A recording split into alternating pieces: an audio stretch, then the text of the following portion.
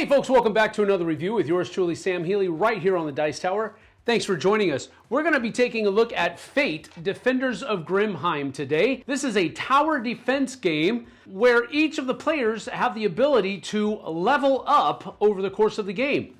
Let's get down to the table and take a look.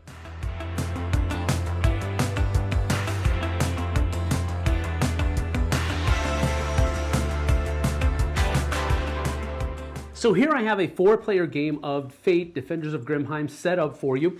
All of the defenders will start inside of Grimheim. In a 4-player game, you're going to have 10 pieces of housing that's in here, and that represents Grimheim's hit points in order to survive the game. You're going to take a turn marker and put it over here on either the easy or the difficult track, whichever you want to choose. And then each player is going to take their event deck, their equipment deck, and their ability deck and set it up on their player board individually along with their action tokens here.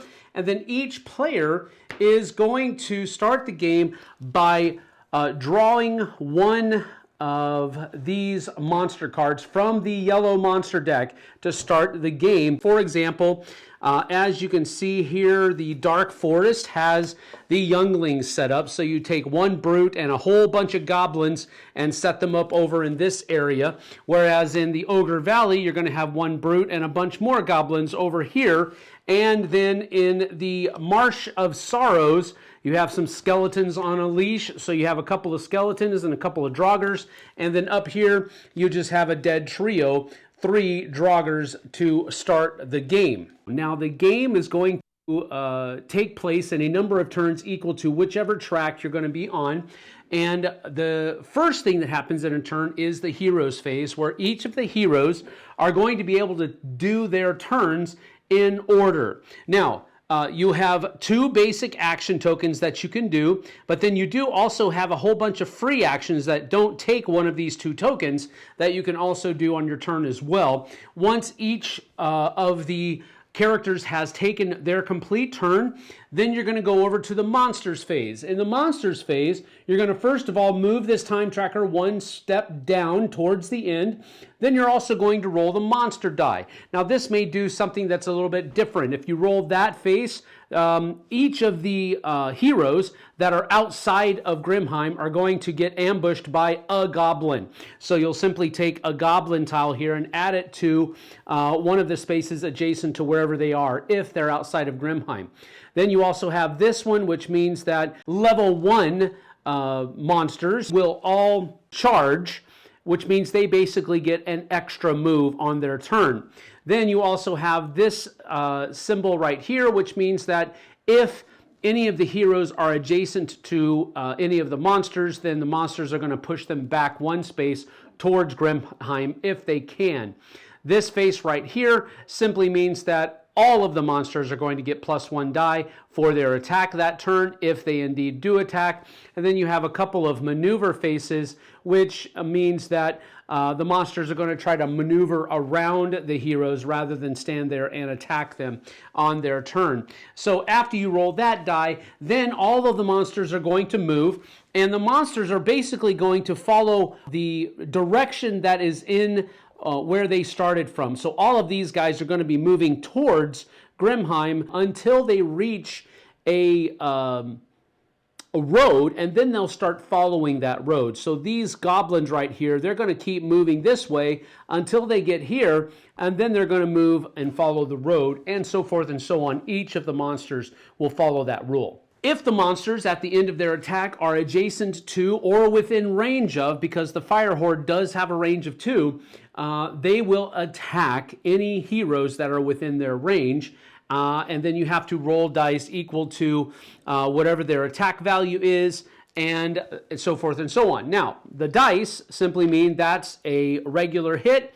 This is a hit unless the target is in one of these wooded areas and they have cover. In that case, it's a miss. Runes are generally a miss, but you'll notice that the dead faction over here says that if runes will count as hits when they attack. And there are cards in your event deck that you'll be able to use that will turn these into hits. You also have a blank die, which is always a miss. After the monsters have attacked, you'll possibly draw a new reinforcement card from over here. Now, depending on what space you're on, so if we move on to this, that means at the end of that turn, in the 5th phase of the monsters round, they're going to draw another yellow reinforcement card. But as you continue to go down, then you have a red reinforcement card, which are basically just nastier. At the beginning of the game, you're already sitting on one, and that's why everybody draws one reinforcement card. Now, it's important to note there that during a reinforcement phase, each player will draw a reinforcement card. It is not just one reinforcement card. Once you get down to these spaces here on the track, all monsters are going to charge that turn, which means that all monsters get an extra move in addition to how they regularly move. And then you basically just have to have at least one structure still standing at the end of this final round here, and if you do that, you've won. Any other instance, whether all of the heroes are knocked out at the same time, or if all of the buildings within Grimheim are removed, you've lost. The only way you can win is by holding out until the end with at least one, the Well of Freya being left in Grimheim. So let's take a look at some of the things that you can do. They're all listed on your board here, so you can take a move action, which is basically you'll be able to move your person 1, 2, 3 spaces. It's important to note, though, that heroes can't go through mountain spaces, whereas monsters can, but that's the only real restriction of movement for the heroes. They just can't go through the mountain spaces. But you can move up to your allotment of 3, and that's what you can do on a move action. The prepare action simply means that you draw another event card into your hand. Now, event cards are certain kinds of cards where you can do different kinds of things, and each character has their own event card deck that will be in their hand. So basically, you can have stuff like agility, move 2 areas just because you can. This one, mastery, add 4 dice to this attack action. Prey, mark an undamaged rank 3 monster or undamaged legend with 2 gold markers. If it is now worth plus 2 gold when you defeat it, basically. Rest, you can heal 2 damage from Alva, and so forth. You get the idea. These are the cards that are going to make up your hand, and you can use some of those free actions I mentioned earlier to play these cards out of your hand to accomplish these different things. So the prepare action basically simply allows you to draw a event card up into your hand. You do have a hand limit of 4, but if you want to draw one and you have 4, you have to discard 1 to make room for it. And everybody starts with 1 event card in their hand at the beginning of the game. You also have a focus action, which is important because some of your abilities here cost mana to carry out. So this one costs 3 mana, and you get to deal 1 damage to 3 monsters within attack range. Everybody will start with 1 mana on their cards, but you can take a focus action to simply add another mana to a card that needs mana. Now, you'll notice that down here in the bottom, you have a 1 behind the mana or on top of the mana symbol. That simply means that this card is going to generate mana on its own at the during the end phase of your turn. The mend action is interesting because if you are outside of Grimheim, it allows you to heal up to 2 damage on yourself or any of your equipment. Some of the equipment you'll have to damage it in order to use its effect, and the mend action allows you to repair your equipment and heal hit points on your player. But if you're within Grimheim, it allows you to heal up to 5 pieces of damage, either on yourself or on your equipment. The practice action basically allows you to add a experience / gold to your pool here. Now, experience and gold are basically interchangeable. It's going to be what you use to upgrade your character, whether it's upgrading to a new ability, upgrading ability that you already have, or upgrading from your basic side to your upgraded side, depending on what you want to do. So basically it's like leveling up, whereas here Alva starts with rolling 2 dice base, and she has 9 hit points, and then she has her starting ability here. But if you spend 5 gold to upgrade, then she's going to be rolling a base of 4 attack dice, and she has 10 hit points and her ability here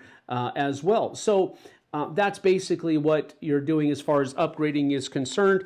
All of your abilities have a 1 and a 2 side, which basically just means that it's a little bit weaker on this side than it is on this side. But whenever you do an upgrade action, you can upgrade your character, you can upgrade one of your abilities that you already have, or you can add a new ability. And then finally, you can do an attack action. So let's just say that these 2 goblins are up here like this, and Alva is out here. She's going to be attacking. Now, Alva does have a range of 2 because of Alva's first bow.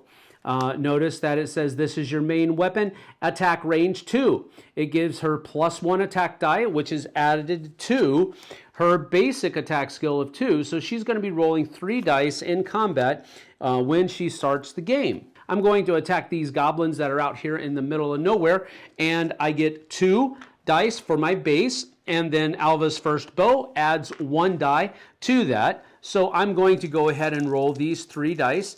And see what happens. So I've got 2 hits and a rune. The rune doesn't do any damage. I don't have any cards that will make it do damage either. These 2 hits are because this person's out in the middle of nowhere, doesn't have cover. So both of these are hits. It has 2 hit points.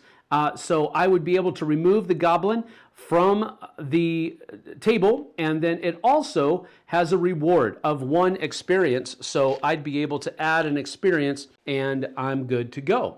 Now, just to give an example of the monsters phase, you know, all of the heroes would have moved around and that type of stuff. Time marker. Then we're going to roll the monster die, and that means that everybody, wow. Okay, so everybody, all the level 1 monsters are going to get an extra movement this turn. So that means that all of these goblins here are going to be moving 3. So this guy's going to go 1, 2, 3. This guy, same thing. 1, 2, 3. 1, 2, 3.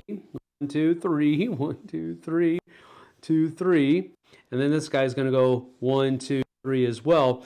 All of these guys, 1, 2, 3. 1, 2, 3. Wow, these guys are moving so fast. This guy is going to be stuck behind this guy because he's only going to move 1 like so. So he's only going to be able to move 1 as well. And then over here, these are not level 1s. So they're only going to move 1 like this, like that. And that's, well, this guy gets to move up here like this as well. That's all of the movement. Since there are there's no heroes out here to attack, we would skip that. And then if we have an axe down here, right here, then we would draw 1 reinforcement card per player and put all of those people out. And then it would be the end of the monster's turn. We would go back into a heroes phase, and we continue doing that until Grimheim has lasted all the way down to the end, or until Grimheim has no buildings left, or until all of the heroes are knocked out at the same time. In that case, we would lose. The only case we would win is if Grimheim's structures, at least one of them is left standing.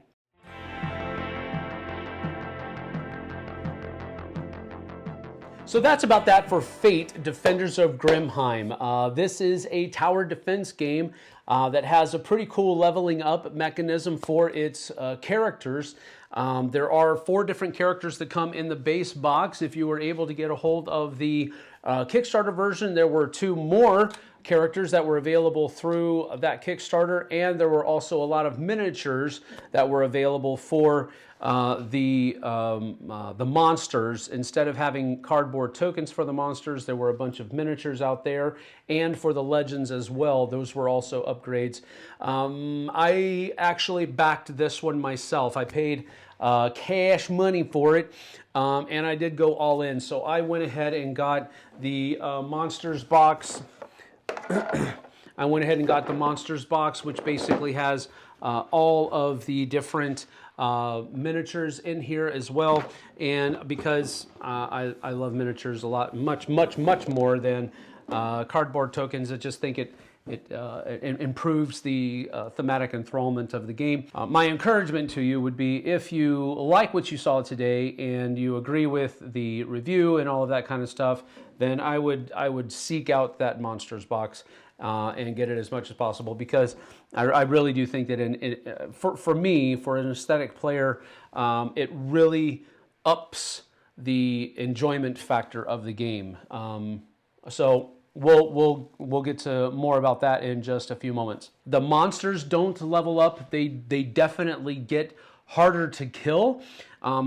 Each of the different factions have 3 levels of monsters, and then you also have the legends, which are basically legendary type monsters from that Nordic set of mythology. So everything's pretty tropish as far as Norse mythology is concerned, which is absolutely fine, because that's the mythology in which the game is set.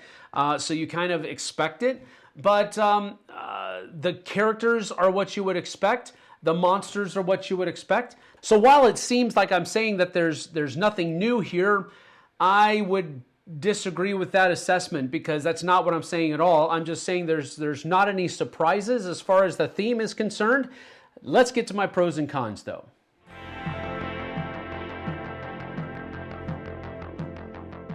My first pro of the game, and really the pro that stands out the most, is the leveling up or the upgrading of your character that can happen during the course of the game. I really think that is probably the shining point within this game. The fact that you organically, if I can use that word, upgrade as the game goes on. Now, the more you kill, the more you're able to level up. But there's other ways to get experience points as well. So it's not just about who can kill the most and be the strongest, although that is there a little bit. It's not as much as I've seen it in other games. But the pro here is that I love how you can level up your character, and you can level up your abilities, and you can get more abilities by leveling up. You can keep 3 or 4 basic abilities that are all on their level 1 side, or you can level your first one up and get that to a 2 and then have a couple more. There's a lot of diversity within that system, and I like that, and that's why it's the upgrade. As far as leveling up your character is concerned, that's just one flip, and then you are set to start upgrading your abilities or getting new abilities. That's really the extent of how you can upgrade your character, but it's a robust system. I really do enjoy it. Now, my second pro is kind of akin to my first, in that it does kind of involve your character getting better, but it's a specific way to make your character better, and that's called quests. Each of your equipment cards have some italic writing up in the top of the card, and those represent things that you can do in order to gain that piece of equipment, and they're called quests. For example, in order for Alva to get her tiara, she must find it in the dark forest. Turns out, you're a princess after all. So you have to basically travel to the dark forest. Once you're in one of the spaces of the dark forest, you can take this and add it to your tableau, and it now gives you the ability that says, starts with 6 gold on this card, gain 1 gold from here each turn. So it's basically an experience, a way for you to get more experience a little bit quicker, not having to go out there and just kill them all. you have the ability to gain experience without actually doing any fighting. Other things are you have elven arrows, which basically just give you a +2 to your attack dice instead of anything else. And in order to get the elven arrows, you have to stand in the troll caves and spawn an adjacent troll. Oops! Quests are really cool ways of adding another layer of upgrading your character to the game with that's really not contingent upon having a whole bunch of experience.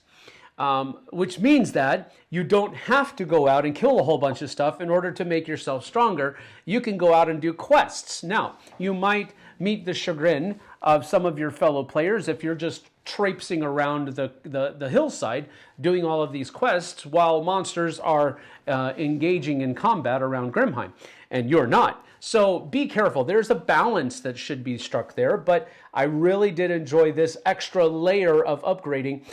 Instead of just having a treasure trunk full of equipment that you can use, you do actually have to go out there and find some of this stuff, but I really did enjoy that as a mechanism. My third pro is going to be the event cards. Now, the event cards are not what you would normally think of when the words event cards come out of your mouth.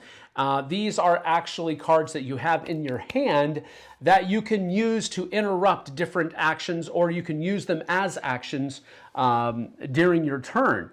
One of the things that I thought was strange is that you only get 2 actions. But as you get more event cards into your hand, you'll definitely not feel hampered in that way. You'll definitely want to do more, and you'll find that there's a restriction there. But I think that more often than not, you won't feel like you're being held too much back.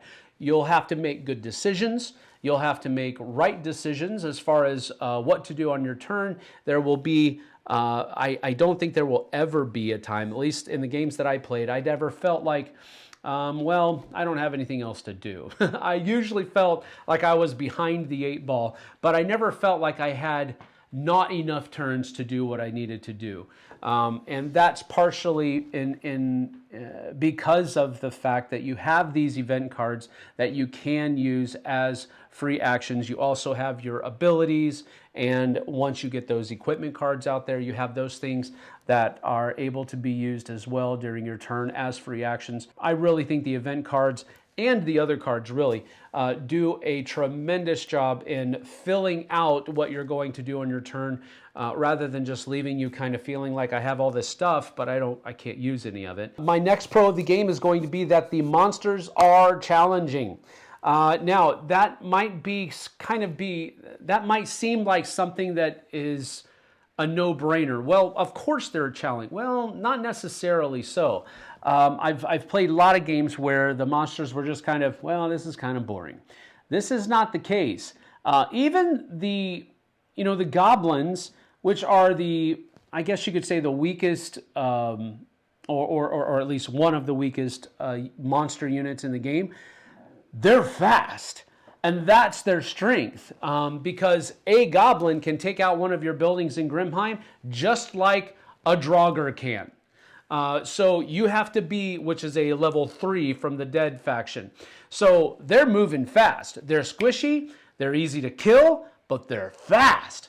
And if they get a charge rolled on them, as you saw in the video, they're on your doorstep just like that. The level 3 monsters, they are hard hitters, and they take a lot of hit points. The legends are even harder to hit, and I think that's a great amount of diversity within the monsters' ranks. My final pro for the game is going to be that each of the different factions have their own little special thing that they can do.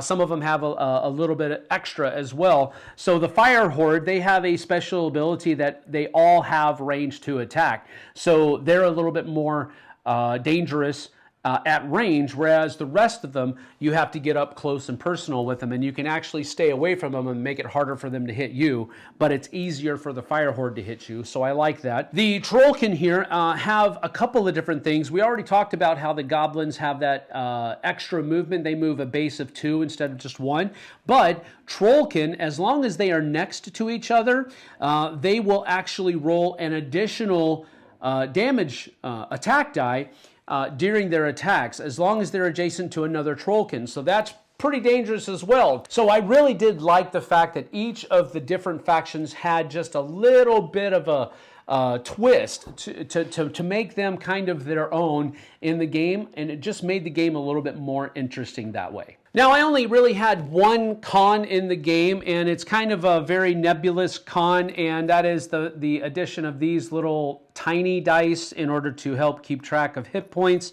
for the players and for the legendaries. It's a con because I don't think I'm ever going to use these things. I tried using them. They're too small. They're too fiddly for my meat hooks, and they're just not worth my time. I would rather just use a whole bunch of these things as much as I possibly could. If I run out, sure, maybe then I'll start using them. But I didn't really like these little small dice. They're kind of, to me. But that's a very small thing. The second, this has to do with components. Most of the components in the game are great. The card quality is a little bit less than what I would like it to be. But again, this is a small con. It's not a huge deal. Most of the cards you're not handling much at all. Your event cards you're handling a lot. So I would probably recommend, if you're into this kind of thing, sleeving at least the event cards and go from there, because the other cards you're not really handling that much, so card quality doesn't really matter that much, but your event cards you are. So take that for what it's worth. Two small, very minute cons for me, but that's that.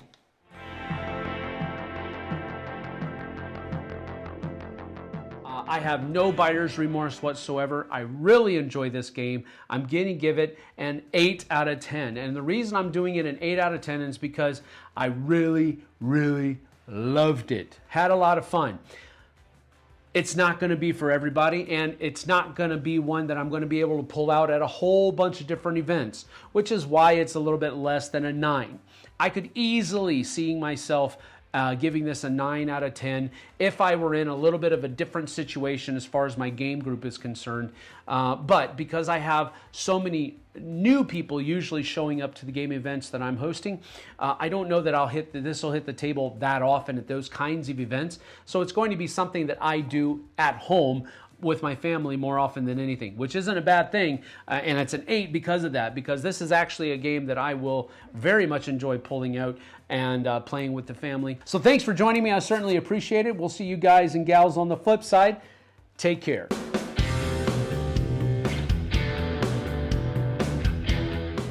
Hey everybody, thanks for watching this video. If you like this review or whatever you just watched, wasn't it amazing? Check out our channel, Dice Tower. We have all kinds of things. We review games, we do top 10s, we play games live. It's all about board games, but especially the people who play them. Check out Dice Tower YouTube channel.